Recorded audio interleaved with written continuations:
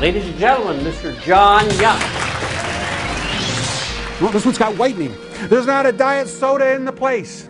$14.99? Close enough. They thought we were rational. They actually put a hospital band on your wrist. The thing was, when she said, it's a facial, I thought, how far back on the face are you going?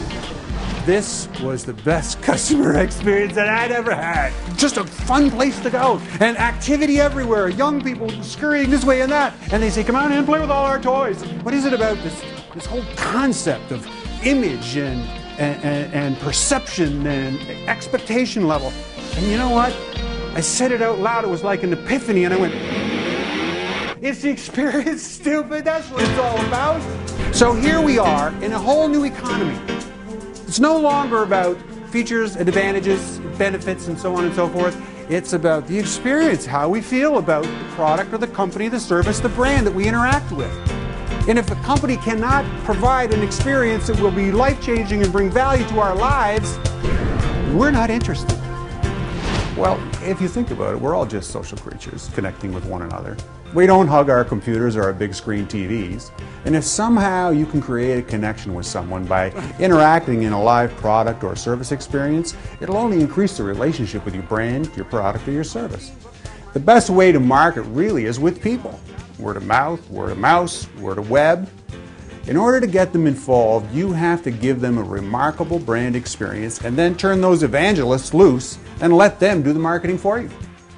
There is one up there that really understands customer experience, and they have all along. We live in the iPod generation. That's how the world works today. We live in a world of, well, word of web or word of mouse. That's where we live. That's what it's all about. So we need to think in terms of how we will market to these people, because let's face it, the boomers have got enough stuff. We've had what they call enoughism. We don't need anymore. In fact, we're trying to download and get rid of some of this stuff. I try to give it to my daughter and my son, and they're like, oh, Dad, you know, Dad. I said, you wait till you have to clean this place out. Just you wait. But the boomers, we've decided we're going to downsize. We're going to get rid of some of this stuff. We're selling it on eBay and in garage sales and yard sales. Because what we want is not more stuff. Because what we've discovered as boomers is the best things in life are not things. They're memories, they're experiences, they're how we feel about things. Things that we've done, things that we've accomplished. That's where the value really and truly is. Traditional marketing is first and foremost about features and benefits, F&B. Like somehow we have this internal weighting system that we use to decide what can of soup or hair gel or dishwasher detergent we pick.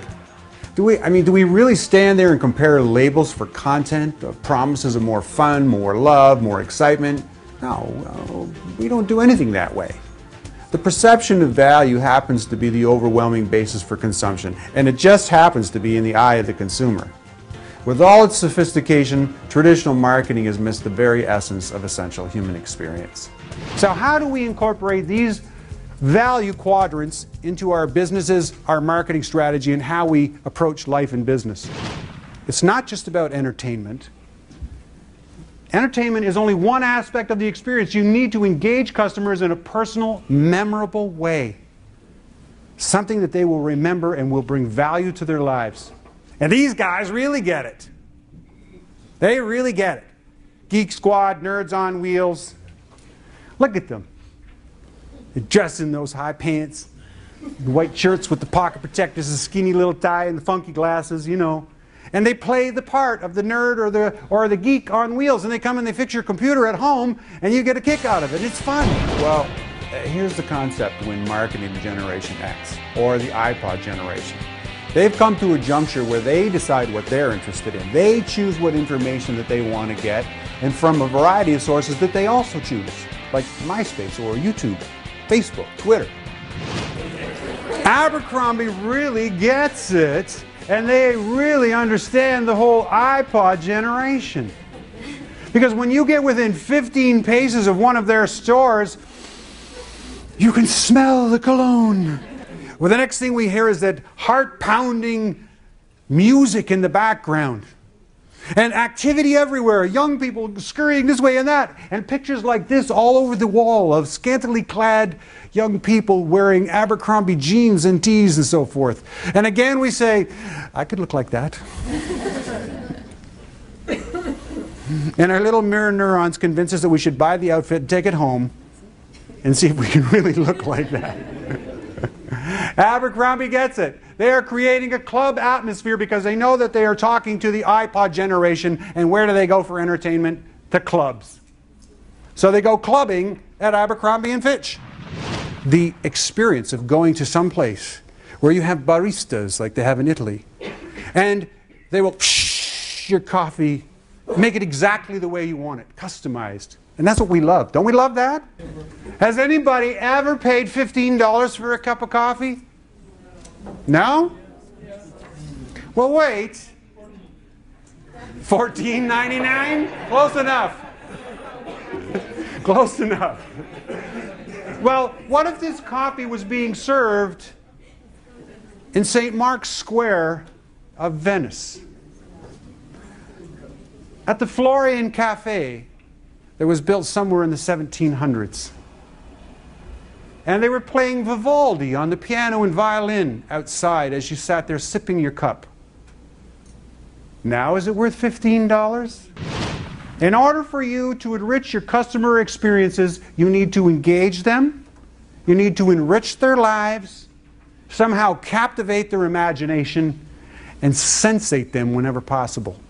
All of these things, if we incorporate these aspects into our businesses, we got a pretty good shot at creating that remarkable customer experience. And it's the transition from where we were before we went in to the spa down the hall to where we were when we came out of the spa down the hall. Or in this guy's case, the enrichment comes from the interaction of swimming with sharks. I'm sure he felt one way before he got in the water, and totally different when he got back out of the water. There's also another great place in Arizona called the Heart Attack Grill. Heart Attack Grill, where they have not one piece of lettuce. There is nothing healthy to eat there. They cook their fries in pure lard, and they're proud of it. They don't have a salad bar, they have a fry bar with toppings that you can glop onto these fries and take back. There's not a diet soda in the place. The waitresses are dressed like kind of nurses